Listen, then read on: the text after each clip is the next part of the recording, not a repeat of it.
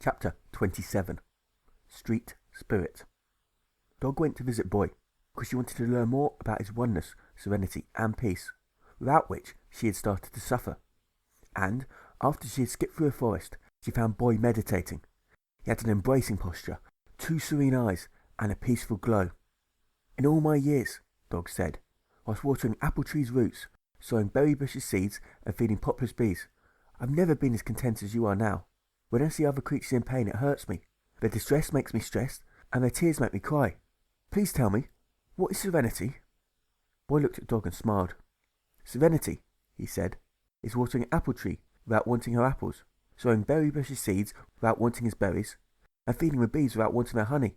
It's doing the right thing and embracing the consequences, whatever they may be.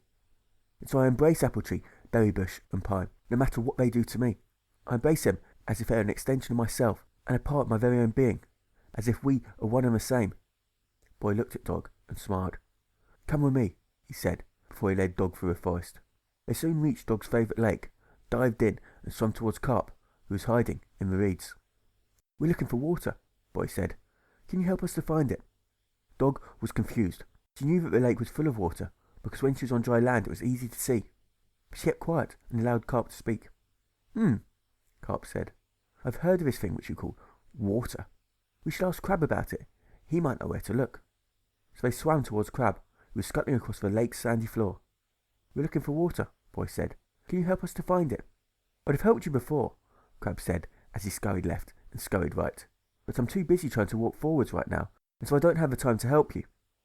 Dog realized that Crab could not see the water around him, because he could not embrace the way he walked. He could not embrace his body. "Clam does bother with such things," Carp continued. "She doesn't walk at all. We should ask her where to find water." So they swam towards Clam, who was sitting in a pile of shell. "We're looking for water," Boy said. "Can you help us to find it?" "I would have helped you before," Clam said, as she jumped up and then fell back down again. "I used to be able to swim and knew about everything in this lake. But Chub split my shell in two because he thought it would help me to breathe, and so now I can't swim, I can't float, and I can't help you to find water. I only wish Chub had let me be." Dog realized that Clam could not see the water around her, because she could not embrace how others acted. She could not embrace her society. "Neither Crab nor Clam could help us," Boy said to Carp. "Perhaps you could." "Me? Oh no," Carp replied, as he swam between the reeds. "I daren't leave his reeds. It's far too dangerous for a defenceless fish like me, out there in the open water." Dog realized that Carp could not see the water around her, because she could not embrace her environment. She could not embrace her universe.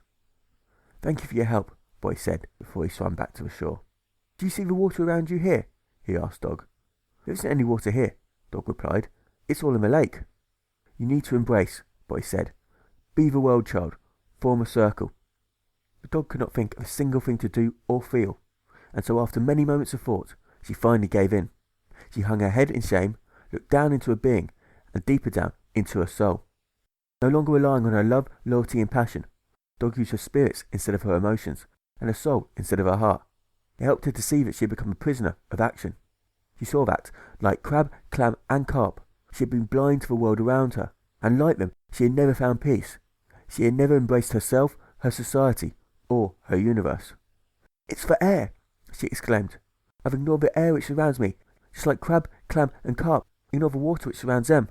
For just as every fish swims in the same water, so each animal breathes in the same air. Each breath we take unites us. The universe becomes us when we inhale, and we become the universe when we exhale. We're all connected. We're all the same. We're all one."